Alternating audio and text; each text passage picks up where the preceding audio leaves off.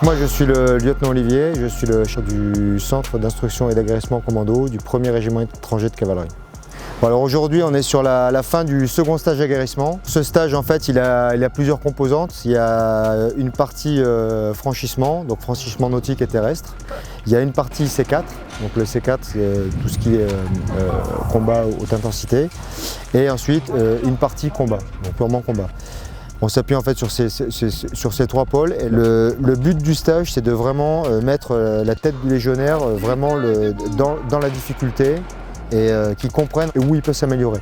Donc là on les pousse un petit peu dans les limites.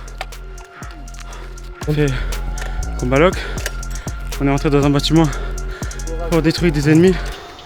Il y avait plusieurs gars qui étaient cachés dans le bâtiment. Avec les tenues C4, on a réussi à neutraliser tous les ennemis et prendre la possession de le bâtiment. Et là on vient de juste finir C4. Bon, il n'y a pas de pression psychologique. Là c'est vraiment l'enchaînement d'activités qui est dur. Donc les premiers jours c'est pas évident. Mais après le corps s'acclimate et en fait ils arrivent à faire des choses qu'ils n'auraient pas imaginé pouvoir faire. Et ça effectivement, le fait de se surpasser individuellement et collectivement, évidemment ça crée la cohésion. C'est un peu le principe de tous les stages commando. Bon, on va aller dans le calanque de Danvaux. C'est pas très loin mais quand même ça monte beaucoup. Le centre donc il a été créé il y a moins d'1 an. On est en gros, bon, moi je suis formateur commando et j'ai 3 instructeurs commando avec moi.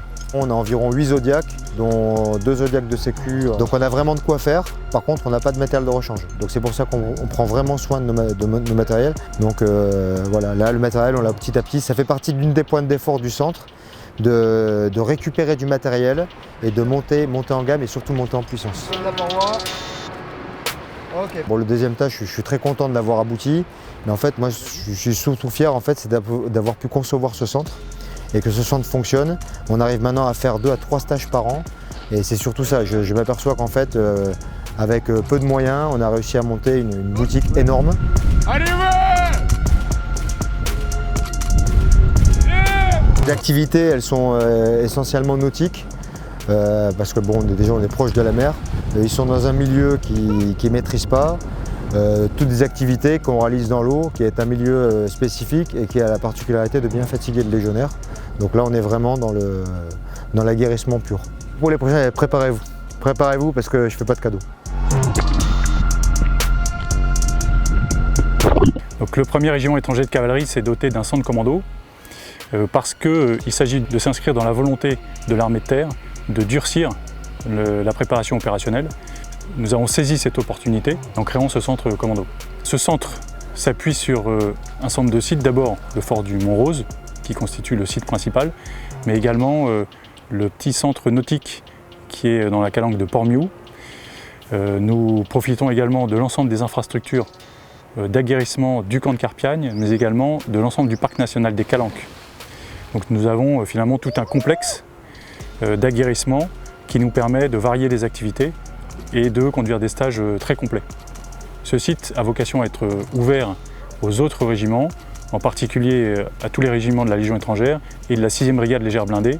C'est un outil d'aguerrissement extraordinaire. Il permet de s'aguerrir individuellement, de renforcer la condition physique, de renforcer la force morale, de renforcer la rusticité des cadres et des légionnaires. C'est également un superbe outil collectif. Ça permet de renforcer la cohésion des groupes, des sections, des pelotons. Ça permet, à mon sens, d'être plus efficace au combat parce que plus agressif, plus conscient de ses forces et de ses faiblesses. Ça permet également de développer son sens tactique et également le sens du commandement. Parce que pour moi, ce centre est une formidable école du commandement à tous les niveaux.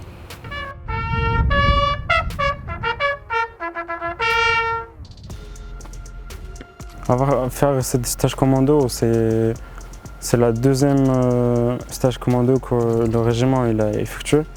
Faire ce stage commando et avoir ce brevet, c'est une grande fierté pour moi et la réussir surtout.